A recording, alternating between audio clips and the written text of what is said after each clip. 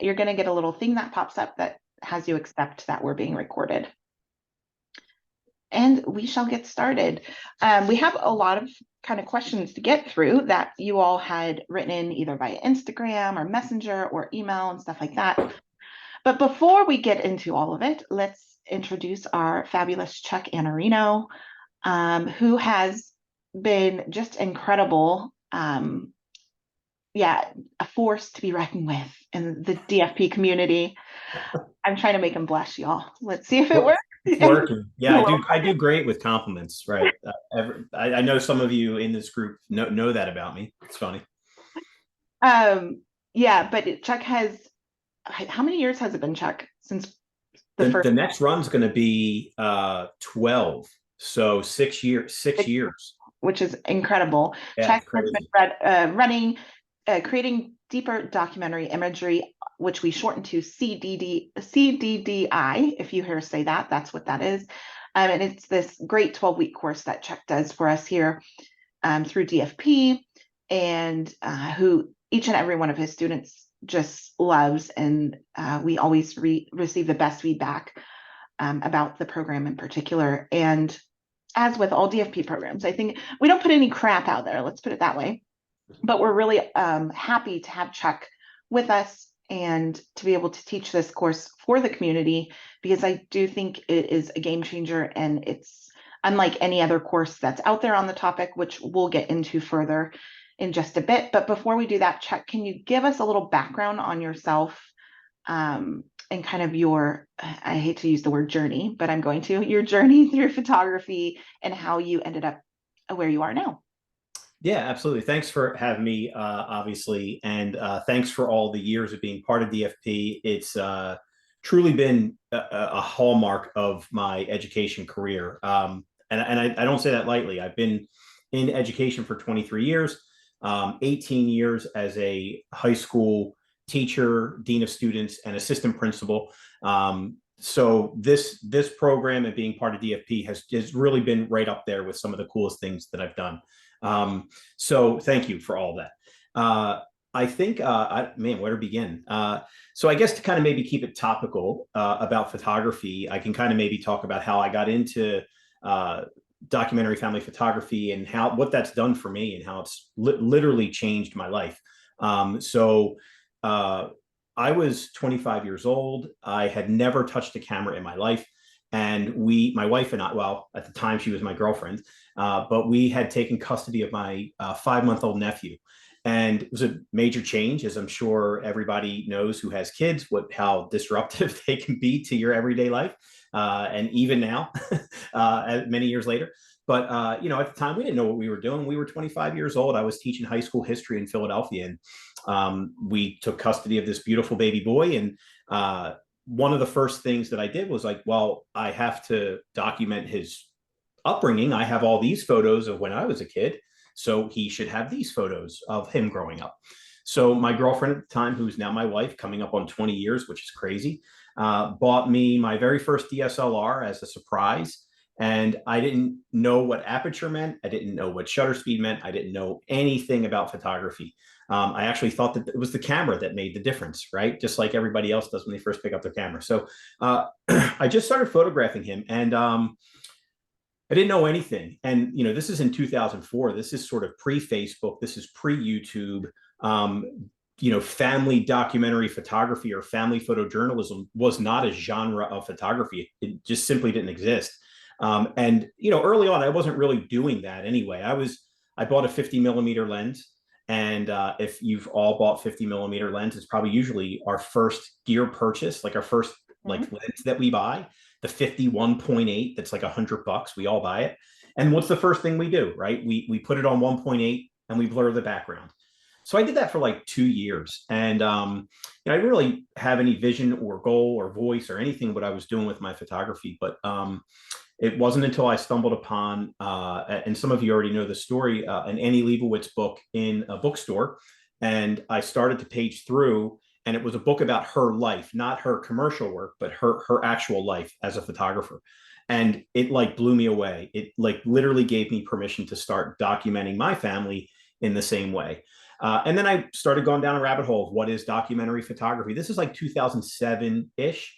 And I completely went head over heels in love with this genre of documentary photography. And then since that time, I have went on. I'm still on this journey. It hasn't stopped. I don't see it ever stopping. It started before I had some grays, and man, I can see like all these grays are bad. It started before I had grays. I'm sure this whole thing is going to be gray, or even if it's there, while I'm still shooting. So it's definitely something that's lifelong for me. And it's transformed my life literally. I've moved into full-time photography in 2018, where I predominantly photograph weddings in a documentary fashion. So yeah, that's kind of like the quick version of kind of how I got here. But I have to say that the early years of this, from like 2004 when I first picked up a camera, or 2003 when I first picked up a camera, until probably 2010, so like 6, 7 years, I would, and I'm not exaggerating when I say this, I was shooting every single day.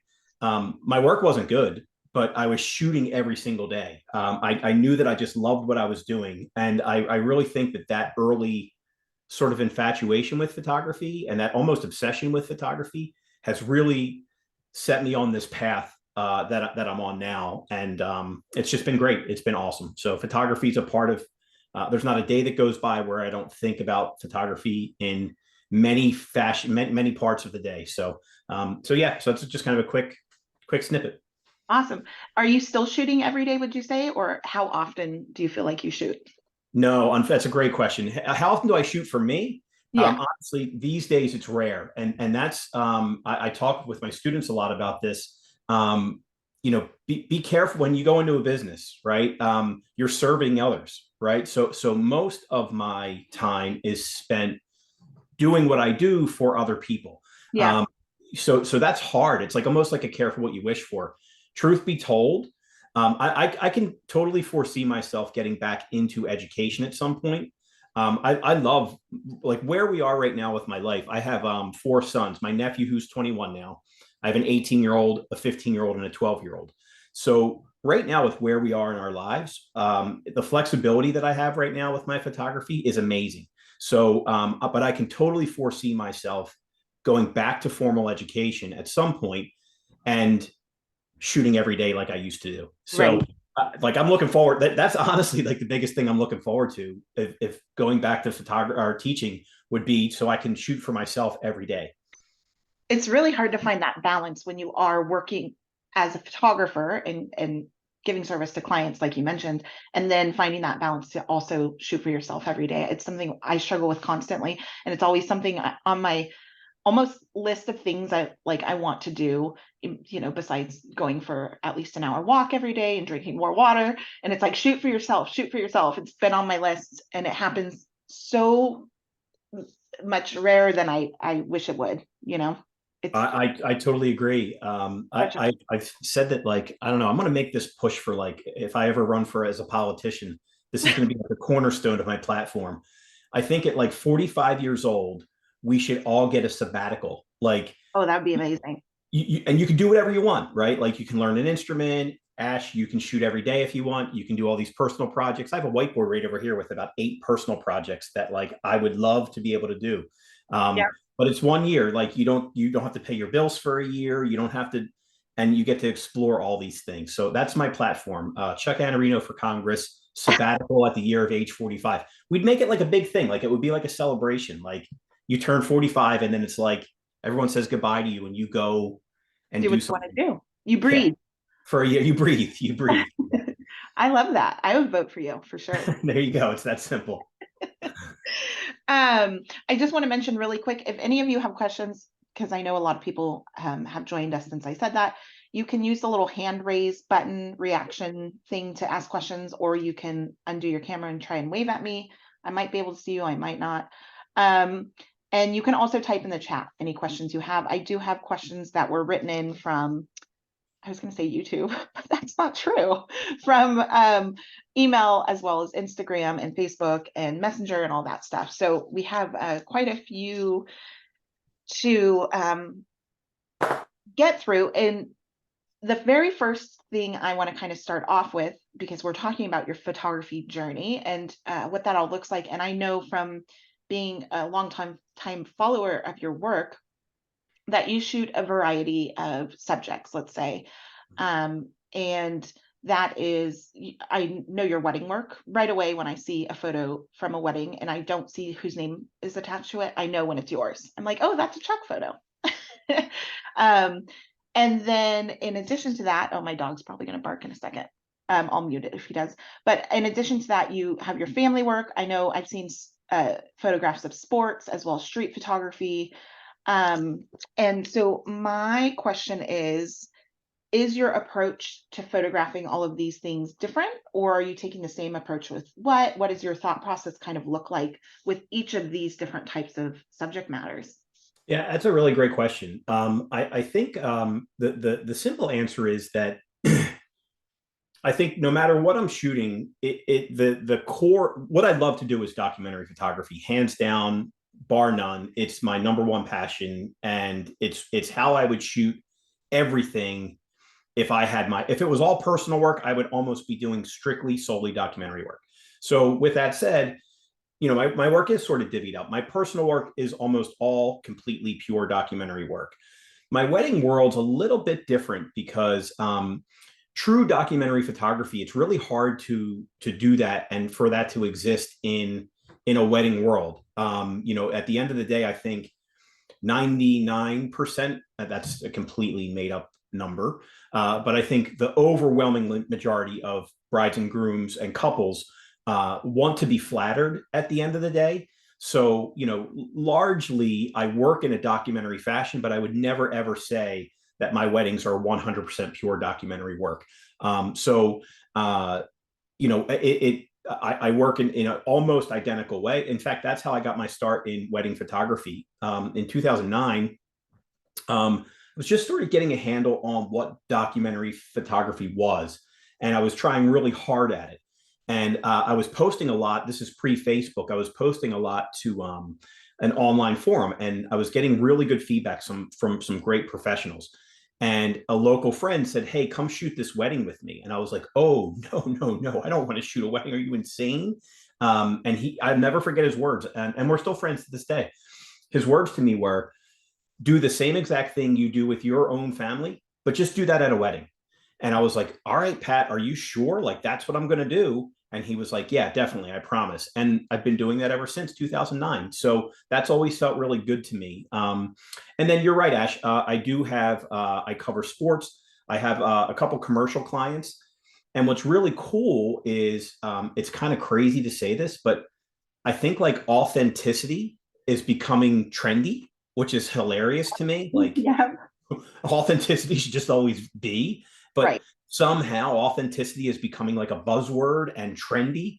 And I've been at this for a while where I've worked in an authentic, honest manner, and it's helped me because my commercial client, they identified it in their own output. They're a school, they're a private school, and they wanted more real stuff. And that's kind of when I came in. So most of the work that I do at one of my commercial clients is almost pure documentary, which is really cool. And then the sports, of course, obviously you can't script much of what happens with sports, but I always like with the sports that I cover, not just the stuff on the field, right? Like it's what else is happening, right? The whole story.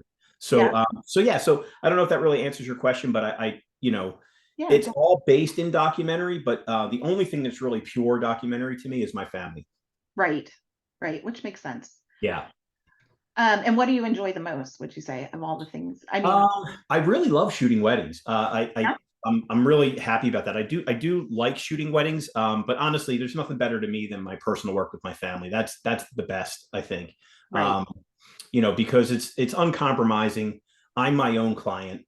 I get to explore, I get to experiment, I get to try all different kinds of things. And, a lot of times in my classes, one thing I always preach is to practice in a low risk, high reward situation. And my family work is completely low risk because if I miss the shot, I'm the client. Like Yeah, there's no punishment for that.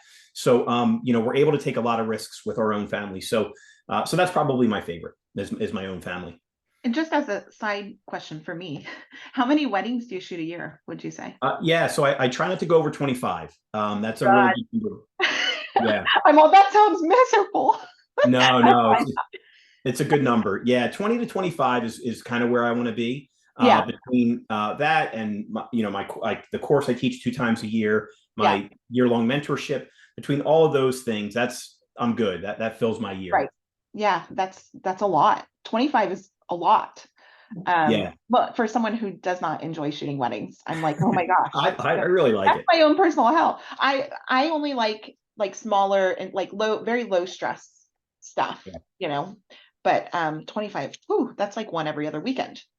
yeah. I'm sure though you have your busy season and then you're That's slow. exactly it. We're very seasonal. I live in Wilmington, Delaware. I was born in Philadelphia, but so we're seasonal here. So the majority of my weddings are concentrated in the fall, early winter, and late spring, early summer. That's the majority of my weddings. So Yeah. Okay, I'm gonna pull a question that we got on Instagram and I have to look down to read it. I'm sorry. Um, oops, hold on. Here we go.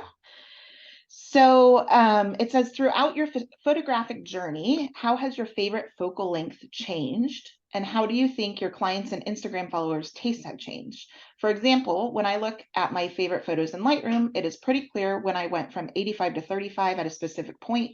But I'm also curious as to whether your brides tend to repost more of the photos you currently like, or if it's more like the photos that a younger Chuck would have liked. yeah, it's a good question. It's from my buddy Eric, who Eric, I've yeah. known Eric for like 15 years. I saw that question. I was like, that's a good one. Yeah, that Eric is. and I have known each other for a long time. He's a hell of a photographer himself. It's a really good question. So I think the first part of that question was talking about focal lengths, and I kind Mhm. of alluded to that a little bit earlier. It was funny when I first bought, or my wife first bought that camera for me. It came with the regular old 18 to 55 millimeter, right? We all had that lens, right? Yeah. And I didn't like it, right?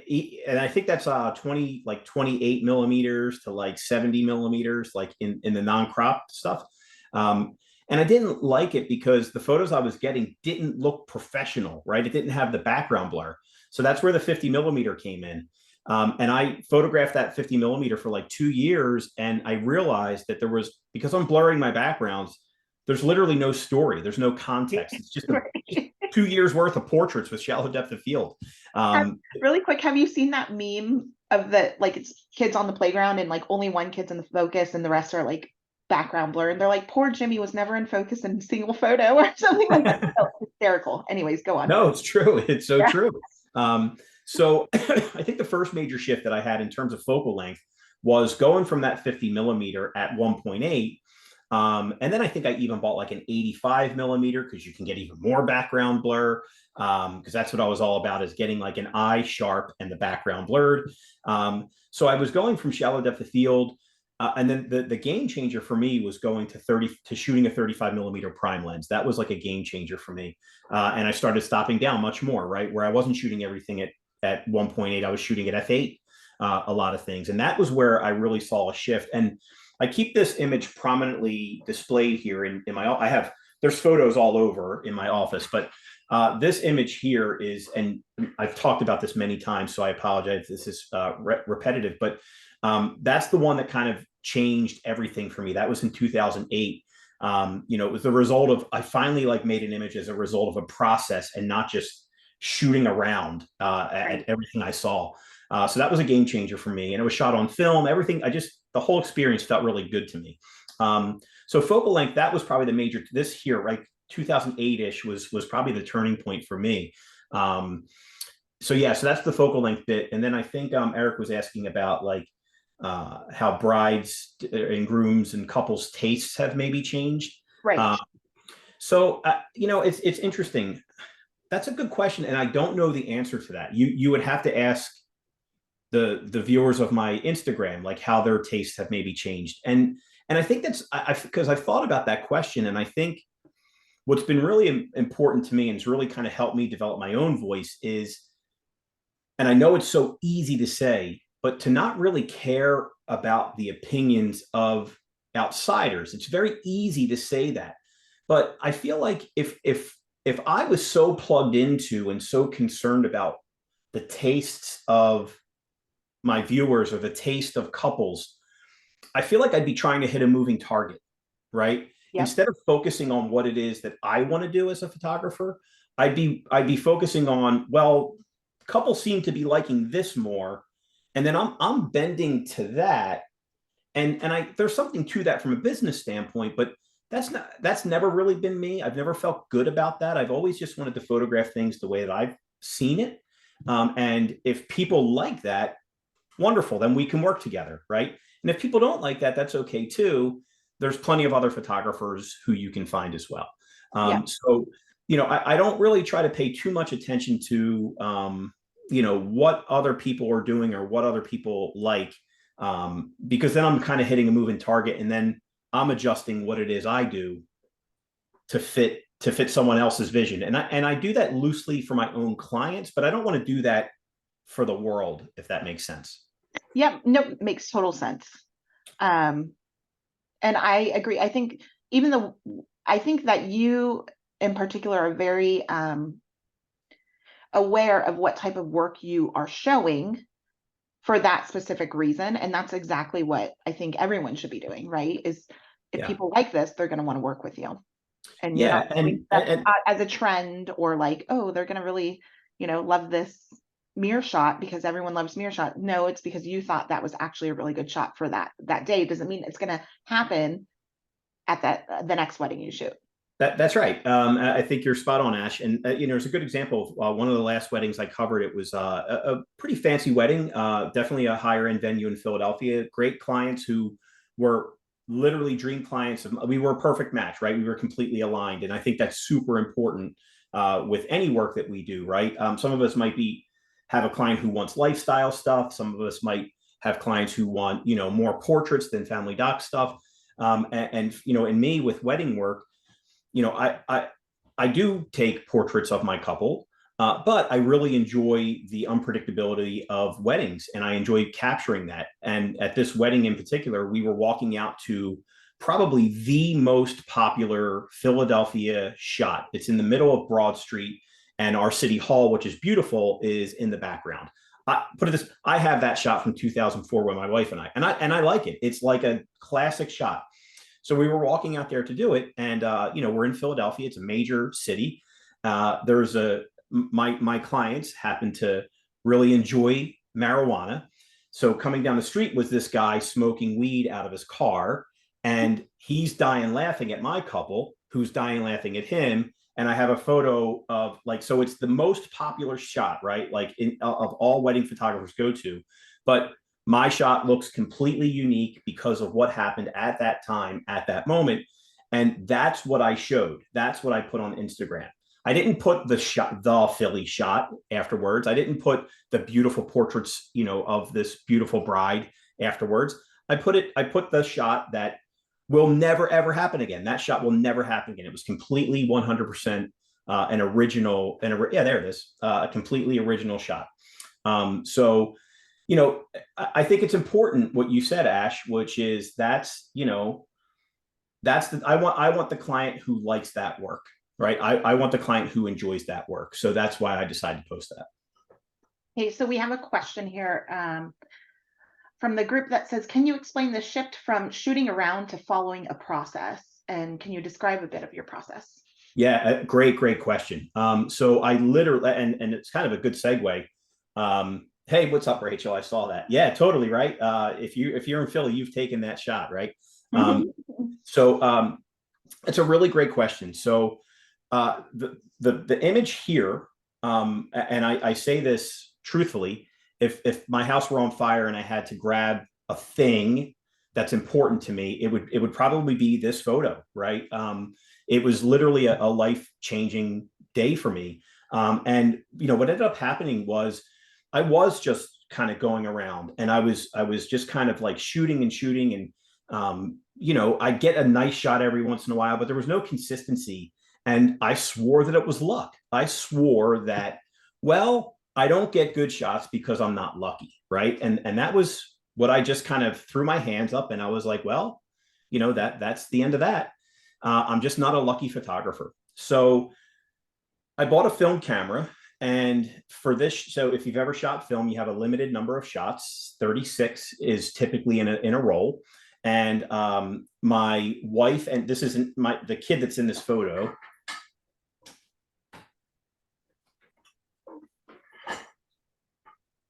So that's my 18-year-old and my wife. So we were just on like a quick vacation at the New Jersey shore. And, my then 2-year-old didn't want to, he didn't want to leave the top step, right? He was like apprehensive or whatever. And my wife's encouraging him to come. And I'm watching all this play out and I'm shooting, right? And I'm counting my shots, 1 shot, 2 shots, 3 shots. And as I'm shooting it, I remember vividly just literally saying, dude, you have so many of these. Why do you keep shooting the same shot over and over and over again? Put your camera down, think about the next shot that you're going to take. Like it was like an internal dialogue. I can still like remember thinking that in my head. So I like looked around and I saw like, well, what if I go up there on the balcony? So, my wife and son were just kind of kept playing.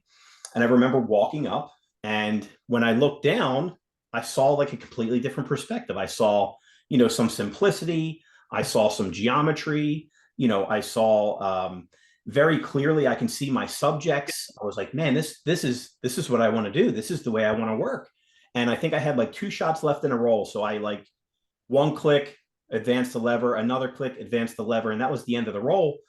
But that was like so instrumental in me saying, hey, put your camera down, literally slow down. In that photo, it was not shot at f1.8. It was shot at like f11 because it's midday sun. So I stopped my lens down. So slow down, stop down, and then sit down. And I see some people here smiling because that's part of my class, right? Slow down, stop down, sit down. So that mantra has really kind of shifted the way that I shoot, right? Where before I'm shooting, I'm slowing down. I'm kind of assessing the scene. I'm shooting in documentary, so I'm not shooting things at f1.8. So I'm stopping my lens down to f4, f5.6, f8. And then I'm sitting and I'm waiting for something to happen before I press that shutter. So literally that photo is the turning point of when I started kind of shooting in a more disciplined way. And then what slowly started to happen was I started getting lucky more often. So it wasn't luck at all that I was missing. It was patience, and it was a process. So that photo and what I just said is literally the foundation of creating deeper documentary images. Right. Okay, I was just gonna pull, where was this? So we had a question come in from email, and it says, how do you decide to compose a photo when you see a moment happening? How do you make such a quick decision? So that kind of goes back to, right, that slowing down a bit. But I guess if something's more action type, how are you making that decision? Yeah. So when I think something that just can't be said enough is that we really need to shoot a lot, right? There's no substitute for shooting regularly, shooting routinely. Like I said, I shot every day for about 7 years, and that was really instrumental in my development. So as things are happening, I think since I've done this for so long, I mean, I'm coming up on 20 years doing this. Since I've done this for so long, I think it becomes, I know what I want before I'm pressing any shutter. I know what makes for good images. I shouldn't say that. I know what types of images I like to make. Whether they're good or bad, I don't know. That's not really up for me to decide. But I know what types of images I want to make. I know what type of light I like to shoot, and I know what types of moments I'm drawn to. So I think part of being quick, which I think really is what this question's driving at, is like, how do you be quick? Is having intention, right? And intention is what we have before we ever press a shutter, right? So if I were going to go up on stage, right, to go give a speech or something,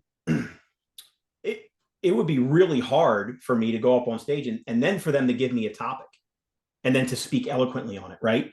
But if I know what I'm going to say before I go up on that stage, the chances of my speech being strong are so much better.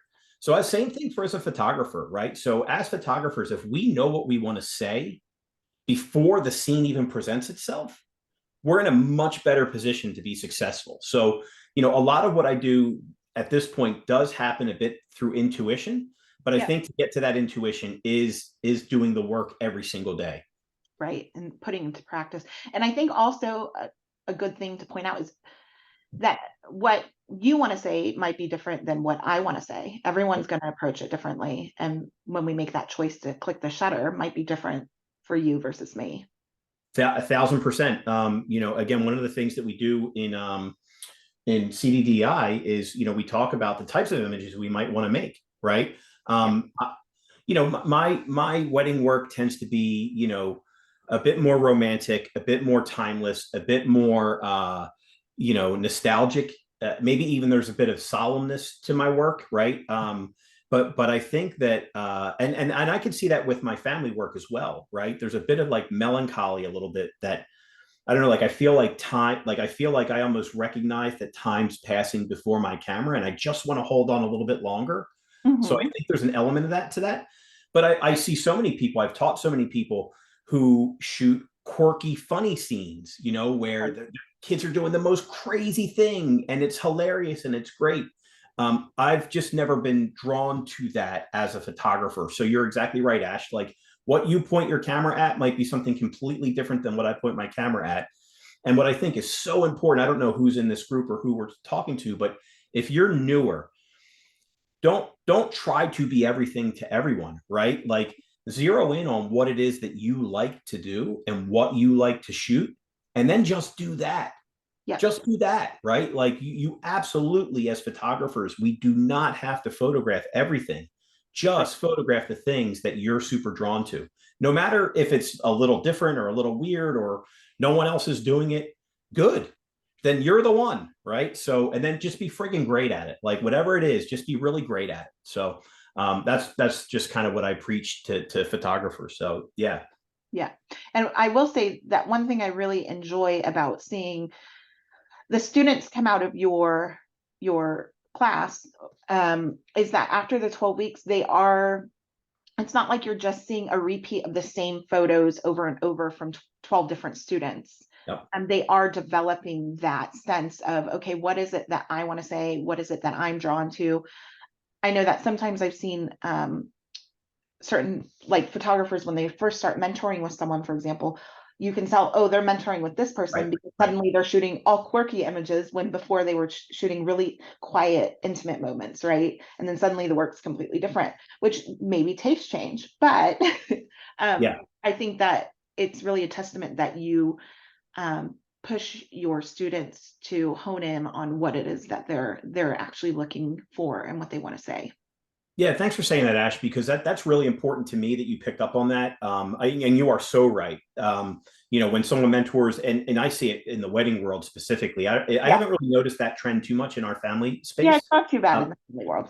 yeah, but in the wedding world, it's like very clear. Like it's almost like rote learning, where it's Yeah. like here you want to go do this, and that's not really part of becoming a photographer. Yeah, you want to learn some skills, right? So it's important to have some requisite skills as a photographer, but becoming a photographer isn't about necessarily how to do things. It's more about why we're doing things, right? Hey, no problem, Christine. Always great to see you. um, so yeah, I think that what's really important with learning to becoming a photographer is it's not necessarily about how to do things. It's more about why we're doing them, right? So yeah, it's super important for me to encourage all my students get the same assignment, right? That we're working on. Right. What they come up with. It's so fun for me as a teacher to see them completely make different work, and that makes the critique so much more interesting, and that makes talking about the images so much more interesting. And I think what happens in this course is when individual photographers start to see everyone else's interpretation, it's inspiring, right? Because it's like, Absolutely. oh, I never even considered doing that, right? Like, or I never even thought to do it that way. And there you are doing it your way, and here I am doing it my way, and we both arrived at a really great place. Yeah. So, but again, that goes back to intention, which I think is just so important.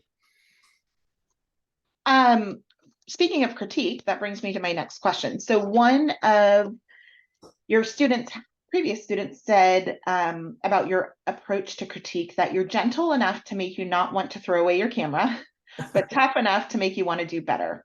So when you do critiques in CDDI, what does that look like for you, and what makes this critique so effective? What do you think?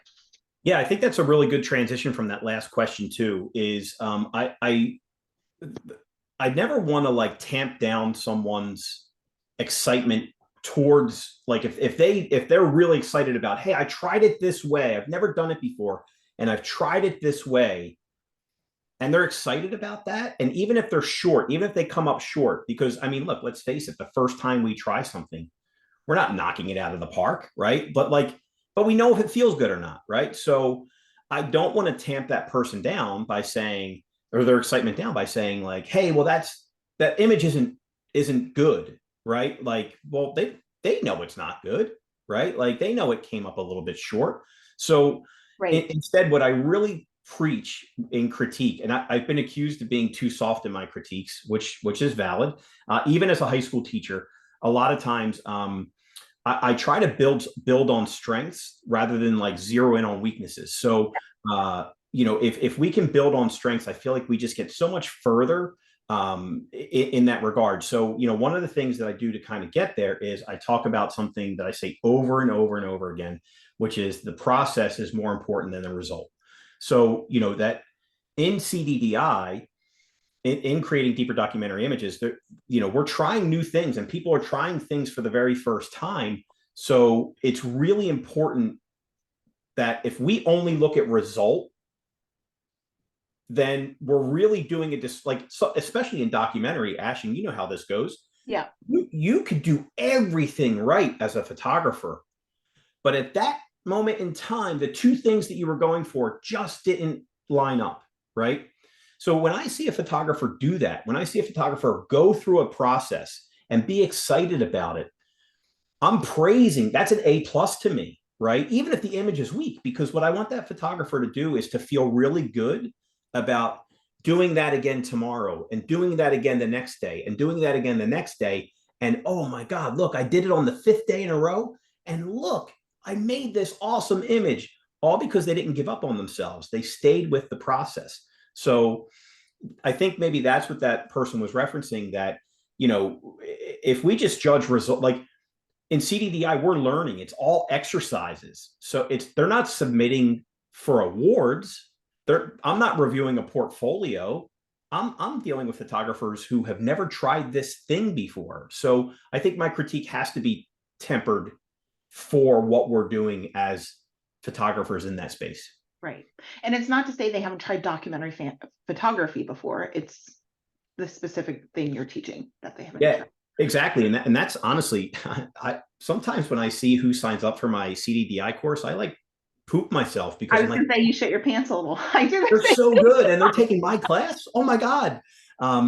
So I think like you're right. It's not that they haven't done documentary photography. It's that, doing it this new way might be completely new to them. So I never want to kind of like undermine that excitement and steal that excitement. It's when a student's excited, you just kind of like hang on to that. Like you want to promote that. You want to hang on to that. That's the last thing you want to do, is to cut the legs out from someone who's enthusiastic. Right.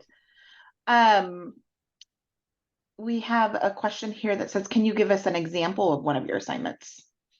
Yeah. So the course, I could talk about the course just in general of what we cover. That's what I was going to say. How about we give like a little overview, because it's 12 weeks. Yeah, And 12 let's week. give a little overview of what that kind of looks like.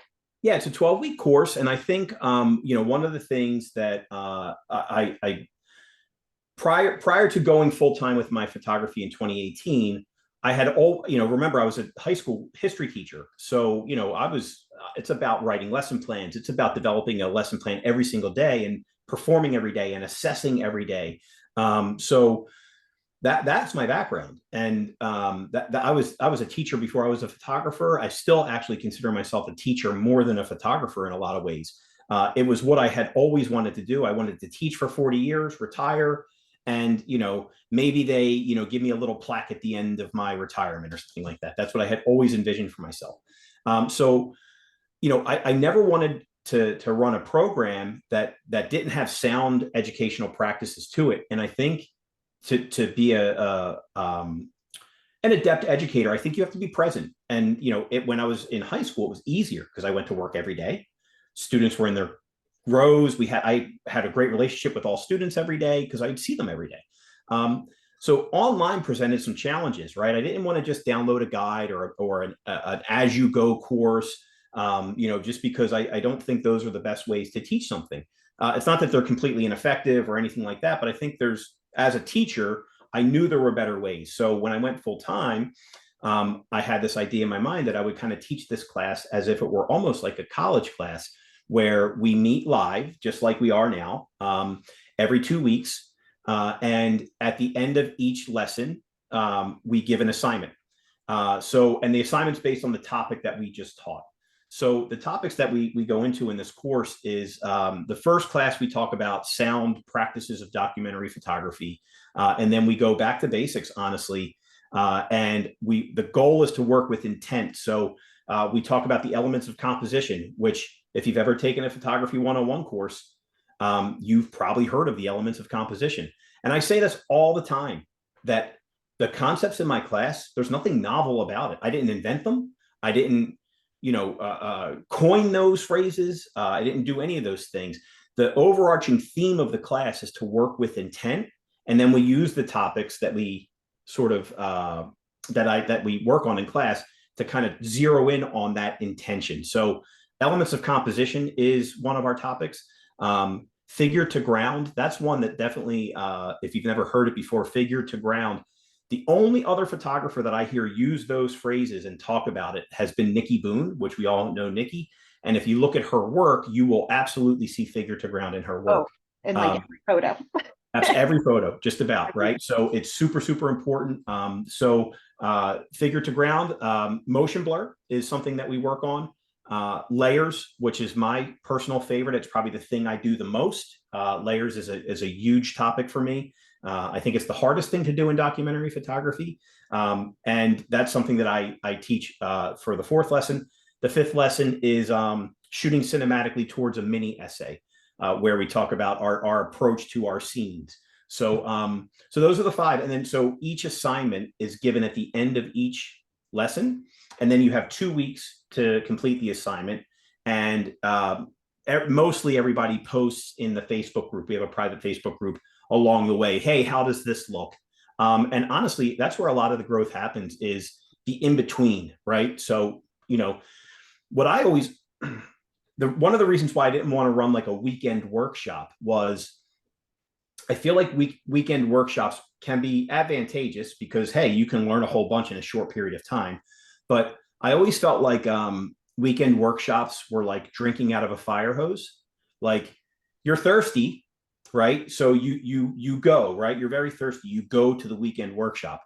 And then the instructor or instructors want to tell you everything in 2 days. So they open up the fire hose and it blasts water at you, and you open your mouth and you get some water, but a lot of it sparks all over the place. And then the class ends and you're back to your regular life on Monday. Right. So one of the things I really wanted to overcome that is to have time between assignments to think about the assignment, ask me direct questions about the assignment, lean on your classmates about the assignment, post in the Facebook group. So there's many different ways for the assignments to sort of marinate between each lesson. And then we critique each assignment during the next class. And then the next lesson's presented. Correct. Yeah, each class is sort of divided into 2 sections where it's like intro and critique is like the first part. We take a break, and then there's a new lesson taught at the back end of each class. Awesome. And I think you pretty much answered this in how you described it. The question was, there are so many photography workshops out there. What's special or different about this course? Before you answer that, I just wanted to chime in. Just as you were talking, I was remembering this. And when we were talking about you coming up with some kind of course for DFP, one of the things that I remember you saying, you're like, I don't want to just put something out there that everyone else is already teaching. and that people aren't going to actually apply their skills to. Yeah. And so it took us a while. There was like quite a bit of discussion that went back and forth of like what's going to work, what's going to not, and stuff. And I just think how you decided to go about it and structure everything, it was very, very thoughtful. Yeah, I appreciate that. And I try to mirror, I tried bringing 18 years worth of high school experience. I wrote curriculum, I reviewed curriculum. I was an assistant principal, dean of students. So, I was in school. So I feel like I know what sound educational practices are and what sound educational practices aren't. So I always tried to kind of lean in that former, that camp where I do know what should be good, right? So I think that one thing that I think that I do that maybe isn't necessarily in other classes is I'm a certified teacher. I have 18 years of experience, and I'm a photographer for 20 years. And so I think that combination of things makes me a little bit unique in this space where, I think that maybe students feel the effects of that sometimes, that, they maybe have taken different courses at different times, and they had great successes in those courses. But I think that maybe some things that they enjoyed more was they don't realize maybe that there's some sound educational practices that might have been missing in a, go at your own pace course or something like that. It's not that they didn't get any information out of it. It's just that maybe they were missing that element where an in-person teacher that can give you. So I don't know if that really kind of answers the question. So yeah. No, I think it absolutely does. And I think I was just going to say that I think you're absolutely right, especially with a photography course. A lot of times being able to have the discussions around it and with other students involved in those discussions is just so eye-opening Yeah. for everyone. It's so beneficial. Amanda just asked, if you don't have kids, can you still take the course? I just have a husband and a puppy. Yeah, it's a great question. And we've had, so at this point, we've had 11 runs. It's sold out. So, we've had like 120 people at this point who've taken the course. I'd say there's probably out of that 120, 10 people who haven't had kids. So I will say, just being completely transparent, most people who take this course have families of their own. In this last run, we actually had 3 students who didn't have kids. That's kind of a high number for what we had. 2 of them were wedding photographers who took it. So what I always encourage when students come into my class and have just a puppy, which by the way, that is a person, right? I'm a dog person. My dogs Yeah, are like everything to me. that's family, baby. Absolutely, absolutely. I get accused by my kids that I love my dogs more than I love them sometimes. Same. So I absolutely love dogs. So there's that. So I want to leave with that. So, but I definitely understand the question. It's super valid. I always encourage to hit up some friends, talk to your church groups. If you have a favorite nonprofit by chance, go and touch base with your nonprofit. They would love, love, love, love some documentary photography of their organization that they would otherwise not be able to afford. But I think what's so important, regardless of how you get there, I think what's super, super important is that you do have a means to practice regularly. That's not to say you have to shoot every day during this course. I will say the more you shoot during the course, the better. But if you're shooting 2 or 3 days a week, I would say that that's probably the bare minimum. So if you can sort of line it up ahead of time where you can have a model call by chance and say, here's the best thing to do, right? Is you have a friend who has maybe 2 little ones. Say to your friend, hey, listen, I'm taking this documentary photography course. I'm going to come to your house. I'm going to come twice a week. And I'm going to spend a couple hours with you guys. And I'm going to work in a very specific fashion, right? So you're setting the expectations right off the bat. So they're not going to be expecting, beautiful backlit lifestyle portraits because you told them right off the bat, I'm going to be working on some very specific things, and it's for a course. And of course, you get the photos, and I'll give you 10 minutes at the end to do some portraits. So there's ways to go around it. But yeah, so do you need a family? No, but you absolutely need a means to practice very regularly. Right. I was going to ask, does the subjects necessarily have to be kids? No, and so that's a really good I don't question. really like kids anymore. No, I'm just kidding. Yeah, right. Come on. So yeah, I think that and I've seen this in a few of the testimonials that I got, but and this is what in their words they say that the principles that we teach in this class are definitely transferable to Yeah. multiple genres. So I had a lifestyle photographer who wanted to maybe go more documentary. Yeah, no problem, Amanda. I had a lifestyle photographer who wanted to go more documentary. She tried it for a year and then she went back to lifestyle, but she says that she still uses the same exact things Right. that we taught in class to improve her lifestyle photography. So, it can be used across multiple genres, and the subject matter absolutely does not have to be kids. It can be, adults. It's because we're not really judging the subject matter. We're judging the methods by which you got to your photos, your intent, your process. Awesome. I was just gonna pull up. Let's see. Wait, sorry, I'm just looking in the email really quick. Um, there was a question again about dogs, so I was gonna. Bring all the dog questions. So we have a dog in our audience right now. Is that? Oh, is that you, Amanda? Oh, hey, that's you. That's the dog you're talking about. Yeah, you could photograph that pup anytime. Please. Anytime. Okay, so this one was from Cassie, and she said, I'm a dog photographer who focuses on the relationships that people have with their dogs. I want to learn how to create documentary imagery for these dog parents and start offering day in the life sessions for them. I feel that I am in for a challenge as dogs aren't usually as active as kids, i.e., they sleep a lot. But my question is, am I eligible to enroll, even though the families I photograph choose dogs as their kids versus human kids? By the way, I just love that there's Me like, too. I was like, damn. Like, remember we were saying earlier, like if you can have a narrow vision, right? If right? Like talk you're about niching down. absolutely right, like I love that, Ash, what you just said, niching down. Like if that's if you can narrow everything down to that teeny tiny, you're the one show in town. Right. What a major advantage. So yeah, to that, you said it was Kathy. Um, Cassie. Cassie. Yeah. Yeah, Cassie. Yeah. So to Cassie, I would say number one, great narrow focus on something I think is really cool. People absolutely love their dogs as much as humans, like and spend an insane amount of money on their dogs for all kinds of things, right? So I think it's a wonderful idea.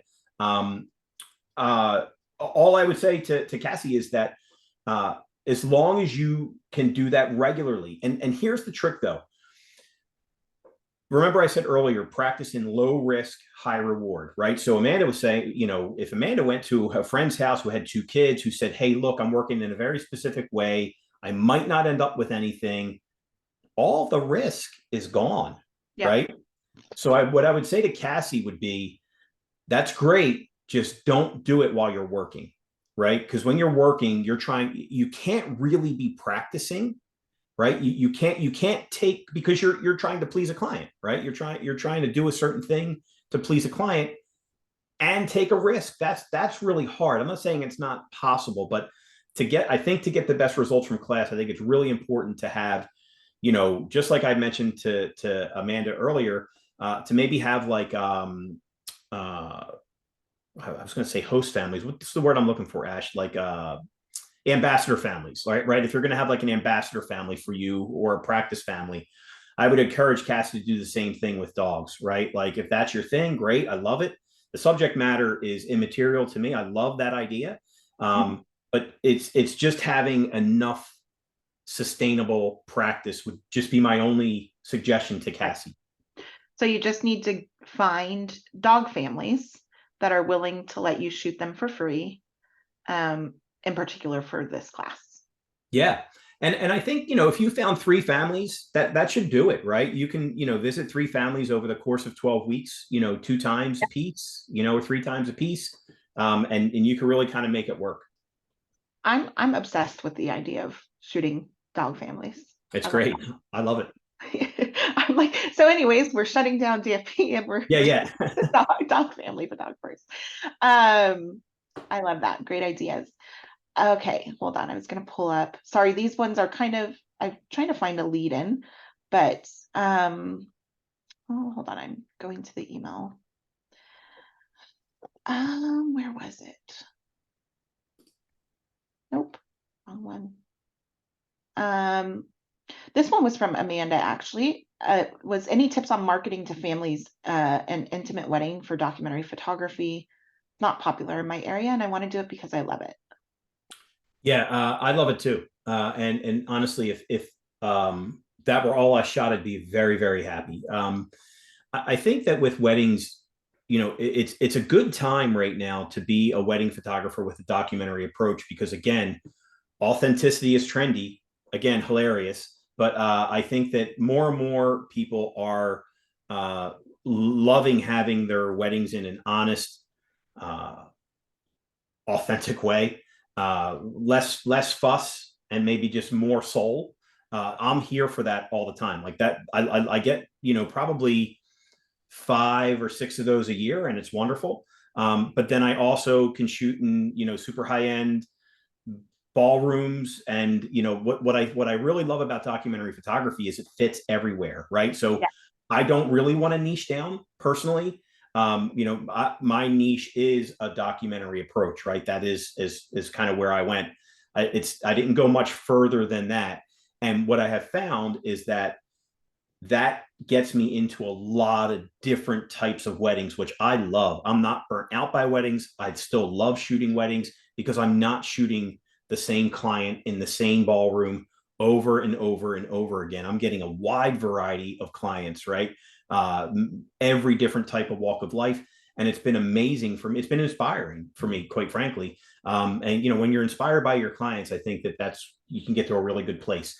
So I don't necessarily have any really sound like business or marketing advice. I'm really bad at that. I'm all Ash, right. yeah, I was going to say Ash can absolutely help you with that. But all I would say is be really conscious about one thing I can say for sure is be really, really conscious about what it is that you show, right? Going back to that image I showed in Broad Street, I have truly the bride was just absolutely beautiful. Her dress was super chic and stylish. But and so I could have showed, pictures that would have made it look like a completely different wedding. But I know that I don't want to only attract clients who just want to stand there and look pretty, right? I want more substance, honestly. So, I'm really conscious about what I show, right? I don't show a lot of, I don't show a lot of the expected, if that makes sense.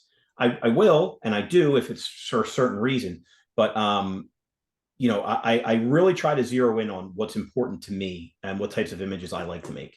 So I would just really encourage that as a photographer to just always be conscious about what it is that you're showing and what that says about your own photography, right? Because again, not to go on like a tangent, but photography is communication, right? So when we put something out, we're saying, whether we realize it or not, we're saying something, right? And we're not there to explain it. So whoever's viewing our work is going to look at it and they're going to say, wow, that's a blank image, right? That's a nostalgic image. That's a funny image. That's a, timeless image. They're going to make these judgments about your photography, whether you like it or not. So we have no control of what they think.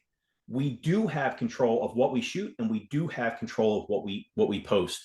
So I would really encourage you to really zero in on what it is you're trying to say with your images and then only post those types of images. So yeah. So Yeah. and then for an Instagram, yeah, I am on Instagram. I didn't realize I was going to be like on Instagram when I made my name, but it's just at my last name with my first initial. So I'll Anerino. add it to the chat too. Okay.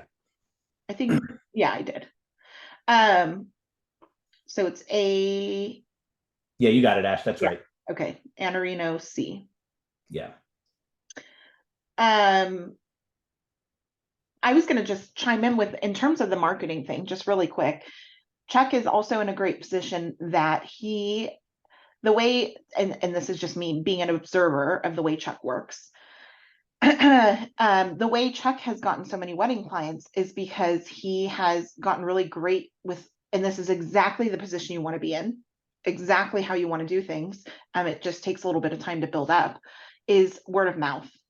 So his brides and grooms are getting referred by other brides and grooms, or um, people that have seen him at weddings and they're referring. And that's exactly where you want to be with marketing, and to get into that place. And it's exactly like Chuck is saying, showing only the work that you want to show that is going to attract the type of clients. And a lot of times if there's a bride that likes that type of photography, oftentimes their friend will also like that type of photography, birds of a feather and all that stuff. But yeah, so from an organic perspective, Chuck, you're great with marketing. Oh, well, thank you very much. That's nice of you to say. And that's truthfully my number one source is I don't do Facebook ads. I don't, advertise in places. Hands down, the number one source is exactly what you said, Ash, and other vendors. That's big for me too. Yeah, But what's great about it, Ash, and again, to just, I know nothing, so please correct me at I this, but will. please, no, do. What's so great about it is that when a lead comes to me, it's qualified already, right? They Yeah, they know what I do, they know what they're looking for, and so it's not a matter anymore of me selling my photography. It's a matter of listening to them and understanding what they're looking for. yeah, And at that point, it's when I'll get an email. I shared this with some of my students. It came in something like, "Hey, I'm so and so's friend. I'm looking for timeless, romantic, nostalgic photography." My job's done. Like before I meet with them, before I do anything, they've identified what they're looking for. They've zeroed in on my work, and now I just can't mess it up. Like at that point, right? My goal is just to not muff it up. At that point, it's to meet with them and listen and vibe with them, and to figure out if that vibe feels really good. Um, and ultimately, I hope that leads to a booking. But that's my secret. I don't have and much more than that. yeah. And I think one of the biggest things we have to remember is when we're referred by our friends to something, or by someone we trust, we already kind of have a trust there in that service that we're looking at, or in that product that we're looking at. We're like, oh, this person who I really like and trust and appreciate their opinion of, they're saying this is a good thing. So like that work's already done. And that's why that organic word of mouth marketing, or like Chuck was mentioning, other vendors, if he's created a partnership and they're saying, oh, we really love working with Chuck, his work is great, he is amazing on wedding dates, like all these things, and they're already talking him up. Hearing that from other people is like giving him the authority Mhm. on the weddings, right? Yeah, absolutely. And it's been huge for me because, I'm not a salesperson. Like I said, I'm more of a teacher first than a photographer. So I really don't like talking about my own work. I really don't like talking about, any accolades I might have or anything along that. Like I really just want to listen to clients, learn about them, and not sell. So when what Ash just said, when it works for me, it's fantastic because it takes such a weight off of me too. I don't feel slimy. I don't feel like a sale. I've never booked a client that I felt like swarmy, like that I've talked Yeah. them into booking me. Like that's never one time happened. And that just feels really good to me.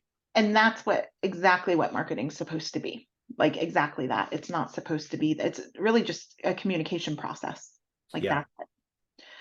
that. Um, I will post the link really quick where you can see all of the details of Chuck's course. And then, hold on, where is it? There we go. And it gives all the information about, because the pricing is different depending on a couple of different things. But I went ahead and posted it. Moving on, really, Chuck, do you still have a little bit of time? Yeah, I'm good right now. I'm just checking my time. I can't believe it's been this long. This feels like I don't know. I hope it feels good to everybody else. Like, just feel like it's nice and conversational. So, It is. I'm good on time for now. I mean, we can yap forever. Chuck. I have about a half hour more before I got to go pick up my kids, Okay. but I we're just good. wanted to make sure. Yeah. So someone else had asked about marketing and pricing and logistics. We won't necessarily get into that because, as Chuck said, he's really brilliant with those things, but he doesn't. Not by design. If anything that comes is his luck, believe me, it's not by design. But But that's any questions you have about pricing and marketing, you can definitely ask me. You yes. can also hit reply on the email that I had sent out, or ask in the Facebook group. I know I haven't been hanging out as much there, but I will definitely come in and answer questions about pricing and marketing, because it is something I like to talk about.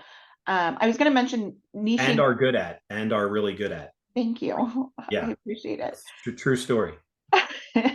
One thing I was going to mention in terms of intimate weddings, if that's what you're looking for in particular, um, is to be showing that type of work, as Chuck was saying, but also you can consider niching down. We're talking about like the dog photography, family photography, which is like brilliant. You can also think about niching down or marketing to second time wedding people, because that's what I kind of like to shoot when I shoot weddings, is usually small intimate weddings or people who are getting married. It's their second wedding, because usually there's not a lot of fuss going into that. They just are weddings. I mean, sometimes you might run into a couple here or there that are like doing it really big the second time around, but I think it's a really cool idea to be the like second time wedding photographer, right? Like, this Yeah. is your second rodeo, I'm your photographer for that, because no one's marketing that. And I know if I was getting married for a second time, I think it'd be interesting to see what that looks like from other weddings and what that can, and if you can show that, that would be really cool. Yeah. Um, yeah. Okay, let me see if there was any, one sec. Ash, based, I just want to real quick. Just talk one thing I think that's kind of tied into what we just talked about, with kind of showing, being really decisive about what it is that we show, right? And that goes, forget weddings for a second, but that goes for your family work, right? Because I Everything. think, yeah, I mean, everything, truly. I think that it's, I've been doing this for 20 years. I've done a lot of experimentation where I've tried all different kinds of things that didn't quite feel good to me. And, when I was trying those things, I would post and talk about and try. But, now that I kind of know where my photographic voice lies and the type of work I want to produce, that's all I show, right? I'm really, really conscious about what I show. And I think that's really important for someone who might be newer to kind of hear, like, you don't have to show everything, right? I think it's really important to show work. Number one, I can't stress that enough. I'm always on a lot of my students to show their work, but show your work, but show the work that you want to be doing, right? Not like, but for example, let's say you want to move in a documentary way, but you do mini sessions, right? And I think that's wonderful. I think that you should do that. I think you should make the money, do the mini sessions, right? But you don't have to show the mini sessions all the time, right? You can show something different. You can show your personal work that's pure documentary, that has your heart. So I think it's really important for you, number one, to post work regularly, routinely. It should never be a secret. Like, I hear a lot of times people will say, like, I've been shooting for 5 years, and someone said, "Hey, are you still doing that photography thing?" And it's like, yeah, I've been doing it for 5 years. But I also don't see people posting a lot. I don't see people posting their work a lot, right? And geez, more than ever now, we have multiple ways to show our images to multiple groups of people. I'm not a fan of talking about myself or anything like that, but I love talking photography. So I post work all the time. And when I post work, I never talk about anything I did. It's always about this person, or we were here, or we did this. It's not about like I did X, Y, and Z to get to this photo. I try to keep it very about the subjects. So anyway, I would just encourage everyone to post very regularly and to be very decisive about what it is that you post. Right. And don't just post to post, though. That's the Yeah, decisive part. yeah. Don't post to post, but do it regularly. Don't look at my Instagram, for example. I haven't posted there in probably 2 years now, but that's because I market offline. Yeah. And I'm awful with online stuff. Um, Okay. We had also, how do you prioritize who you're shooting during a wedding day? Oh, good question. Yeah, that's Um, a good question. so that's a really good question. I think it's important to zero how to. I guess you tell you what I do. I guess I'm trying to figure out how to answer this, like what I do or what I advise to do. So, for me, it goes back to knowing what I want to say before I say it, right? So, I'm looking for a lot of connection. I'm looking for, I'm not necessarily looking for on a wedding day like beauty or flattery all the time, right? Good moments can happen in really crappy, unflattering light, right? So, for me, I'm looking for things that are like nostalgic, right? Great example. Very recent wedding. The bride was having a hard time getting her shoe on, and mom says, "Oh, Morgan, let me help you, sweetie."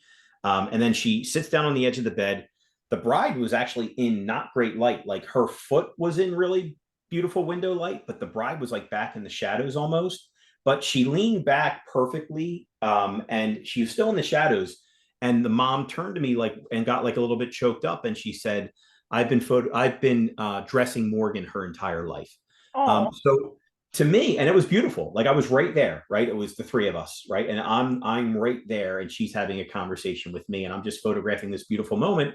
But it wasn't in great light. But what I was drawn to for whoever asked the question was that connection, right? So that's what drove me to kind of be with them in that. So for me, it's about sort of connection, families, uh, sentimentality, kind of like what she mentioned there. I've been dressing Morgan her entire life. Just a really sweet, poignant moment. And it lasted for 5 seconds. It was really beautiful, but I got to be present for it. So I think it just comes down to knowing what you want to put in front of your camera and then putting yourself in a position to have that stuff happen in your rectangle. right. Um,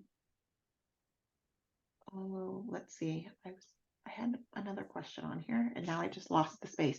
Oh, this is going back really quickly to the um CDDI course. And that is, how do you foster a sense of community among workshop participants, and how can they continue to collaborate and support each other after the workshop concludes? Great question. And when I first taught the class, I had it's pretty cool because it's a global course, right? That's DFP is amazing because with such a global reach. So it was so cool to me to have students from Greece. I saw Joyce was here earlier. She was in Greece when she took my class. Um, and I have students like Christine was here earlier. Christine lives about an hour north of me. So I have students all over the world. So when I first taught the course, so just so everybody knows, I teach each lesson twice, right? So it's a lot more work for me, but it divides the class basically into, hey, thanks for coming, D. Don't know what your full name is, but thanks for coming. Uh, I split the 12 students into two groups of six. And then I teach each, and I teach them at two different times. So basically, what was happening at the very beginning is my European students would all take one of the classes, and my American students would take the other class, and they wouldn't interact. So that kind of bothered me because, again, coming from a brick and mortar school where so much of learning is, collaboration and being together in a same classroom every day and mixing things up in a classroom and fostering a positive culture.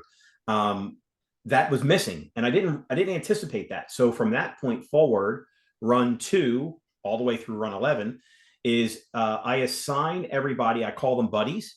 I assign everybody buddies. So if someone's in Europe, so they get an American buddy, and they chat offline. Being completely honest, that's hit or miss. It really depends. Like we're busy people, right? So some people are like, hey, I can barely fit this course in as is. I don't have time to be chatting with a buddy. Other people, they become buddies and then they like literally become buddies. They have been like photo friends for, I just got a photo from two students who were together, and they took like a selfie and sent it to me, and they had this class together and they just happened to meet up years later. So that's kind of really up to the students to kind of drive that.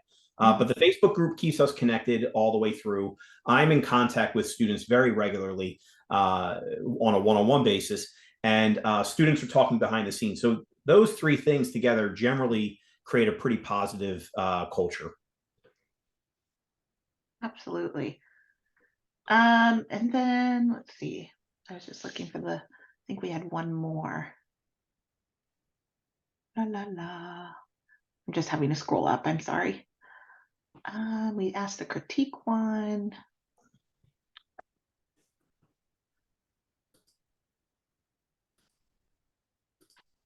Here it is. Okay. So, what are you looking for in pictures, and how do you encourage your students to improve? Are you looking for something in particular or something different in each student depending on what they're strong at? You kind of touched on this, but just to reiterate, I guess. Yeah, I think what's most important for me is, and this is literally where we start, it's within probably the first 15 minutes of the course, where, and this is a pre-assignment. So I give an assignment ahead of time because I want students to think about the types of images they want to make.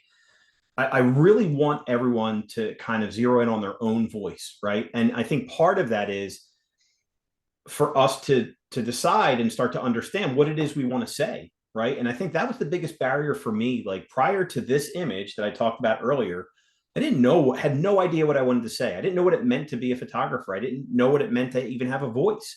So, I think what's really super important is that students identifying what they want to say, and now we have a target, now we have a roadmap, and then it's my job to sort of help guide you and keep you on that path, right? And so I don't know if that quite answers the question, but I think it's really important for me that every student start to develop their own voice. And I either have some good news or some bad news for you. If you've been at this for a while, again, coming up on 20 years, I still am not super positive I fully have a voice, right? Like it's this, like it's not karate where you're a white belt, then you're a yellow belt, then you're an orange belt.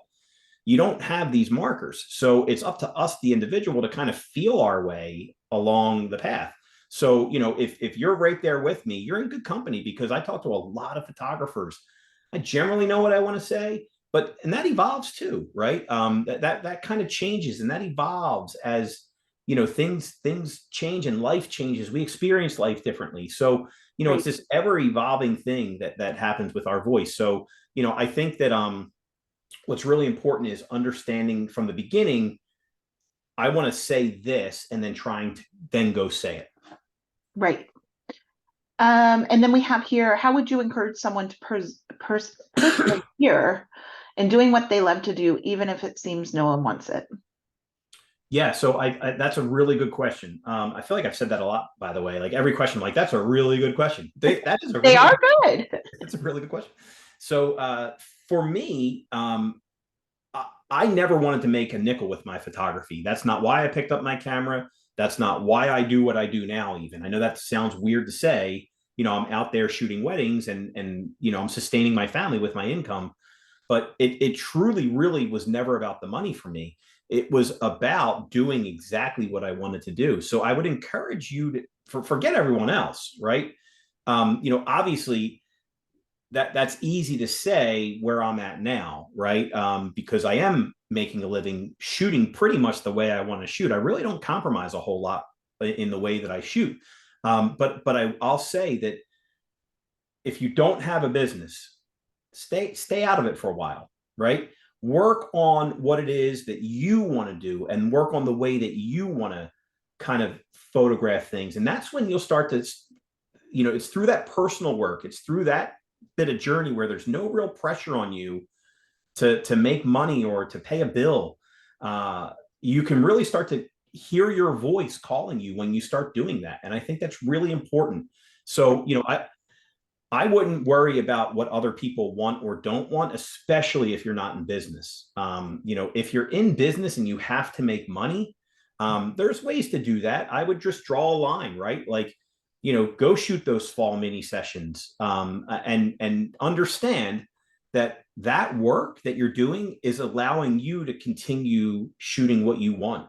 Yep. Elliot Erwitt's a great example. We all know Elliot Erwitt, and if you don't know Elliot Erwitt, no big deal. Elliot Erwitt, for many years would shoot, commercial events, and would never show them, but then he would roam the street all day and photograph dogs.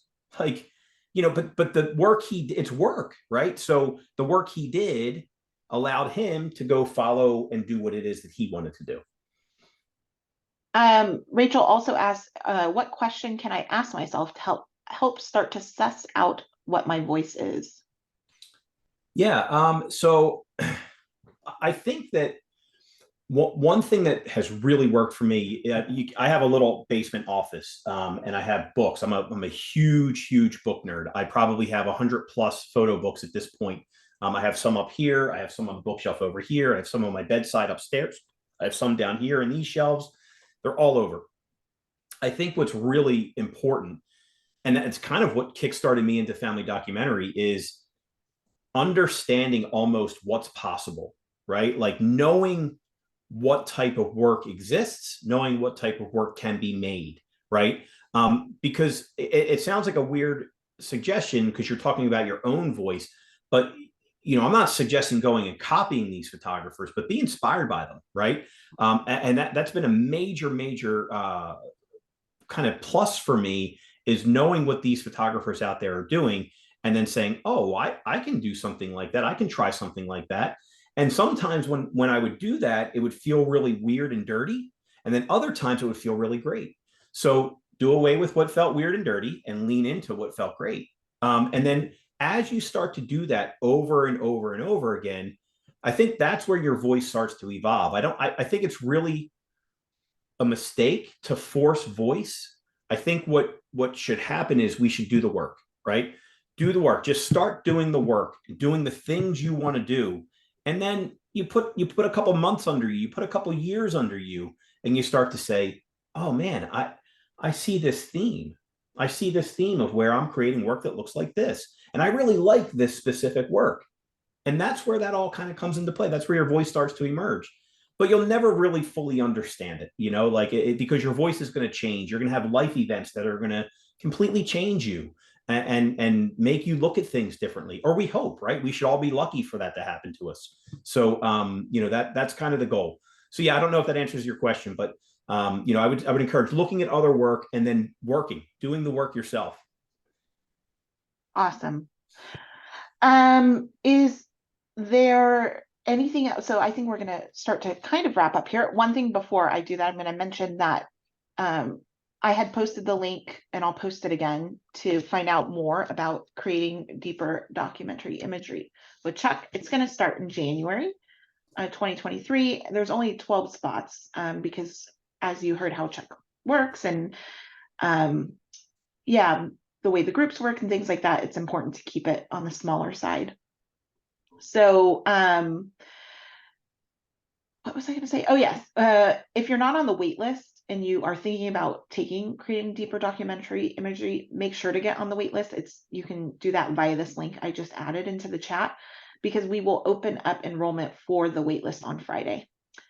And then usually enrollment fills up with just that. And usually it happens within about 24 hours or less.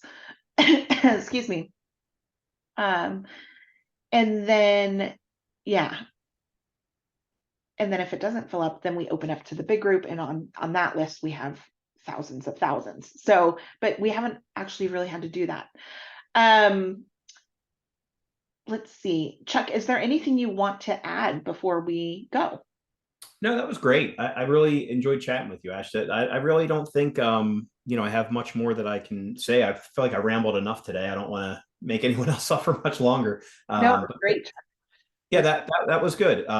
Yeah, I think that if anyone has any questions about the course, or who I am, or maybe you're apprehensive about learning, I have tons of testimonials. I know Ash is putting something out that'll have some testimonials, but I'm happy to forward you a list of 70 testimonials. There's a ton. There's a lot of testimonials on this doc that I have. So yeah, I'm happy to kind of answer any questions. I think a lot of people sometimes are apprehensive about the course, and I think that's totally normal, right? I think trying anything new is important. Yeah, hey Amanda, just if it's not weird to you, feel free to friend me on Facebook. I'm happy to, or if you could just message me, I'm happy to give you a link too. and I'll give you the full Google Doc. So yeah, I can understand the apprehension. Number one, the course isn't cheap, flat out transparent. It's not a cheap course, right? So it is an investment, and I understand that. Again, I'm a working class kid from Philadelphia, so working hard is super important to me, and giving value is super important to me. I wouldn't be doing this course if I didn't think that I was doing both. So I think that feel free to reach out to me directly with any questions. I think you'll read in the testimonials. I've heard that I'm approachable. I've heard that I'm easy to talk to. Who knows? But that's what I've heard. So I'm happy to kind of have all that with you. So yeah. Awesome. And the same, if you have any questions about enrolling or anything like that we can help you with, you can always reach out to me or to DFP or hit reply to any of our emails. We usually respond pretty quickly.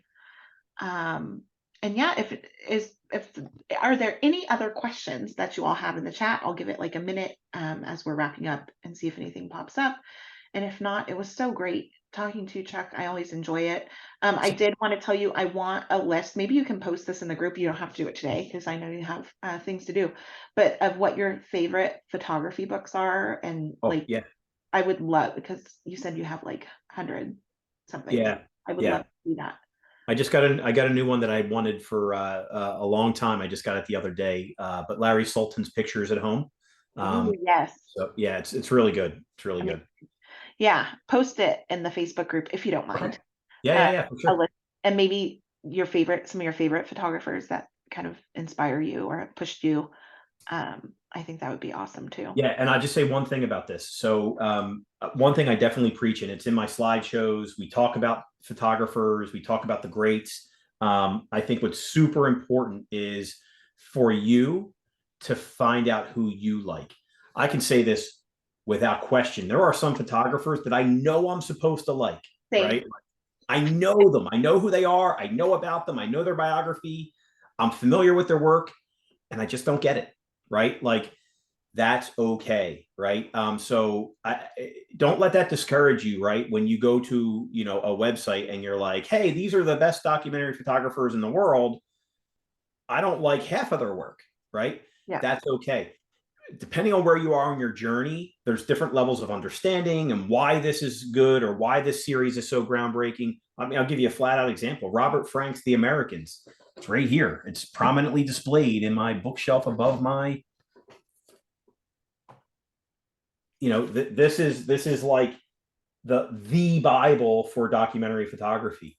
It was in 1955. Like, I don't quite love it, right? I feel like it didn't age well. I feel like there's other people who did much better work than Robert Frank, but he's the godfather, right? He's the one who put documentary photography on the map. So, it's not that I don't respect it. It's not that I don't, understand why it's important, but Robert Frank is not listed as one of my favorite photographers of all time. He's just not. So, yep. I can relate to that. Yeah, lean into who you like. Yeah, that feeling of looking and be like, I don't quite get all the hype, but okay, I can respect it. And then you see someone who you like, and you're like, holy shit, this is it. Yep. This is it for me. And different people will resonate with different people differently. So, definitely. Great advice. Yeah, thank you. But I still want the list. Yeah, you got it. Awesome. Well, if you all don't have any other questions, we thank you so much for joining us. Sorry again about the tech issues at the beginning. Can't really control it, but I'm glad you all were able to hop on here with us. And it is recorded, so I will be uploading this onto our blog and Facebook. I can try and put it on Facebook via a YouTube link. That's what I'll do. So you all can access it there if you missed anything or if you want to hear us chat again and again and again. Otherwise, have a great Wednesday, and we'll see you hopefully very soon. Bye, Thanks, everyone. Thank you, truly. Thank you for all for coming. I appreciate it very much. Thanks, Ash. This was great. Thanks, Chuck.